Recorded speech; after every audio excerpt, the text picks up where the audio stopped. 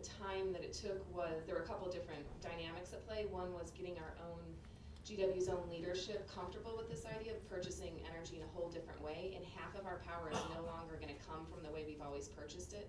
That's, you know, we're really rocking the boat doing that. And so we had to go through all sorts of scenarios to lay out what it could look like in the worst case. And if we were comfortable with that, knowing the very low likelihood of that worst case. And also if we were comfortable with the benefits of it, which were to lock in this price for 20 years. So that provided a certainty and mitigated significant price risk that was really important to the university. And since the university's not going anywhere, just like, you know, agencies aren't going anywhere, it was something worth investing in.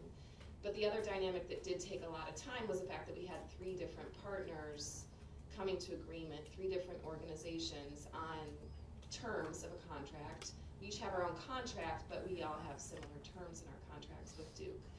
And so coming to some consensus around that took a lot of time, but it was worthwhile, in my opinion, because we all learned from each other.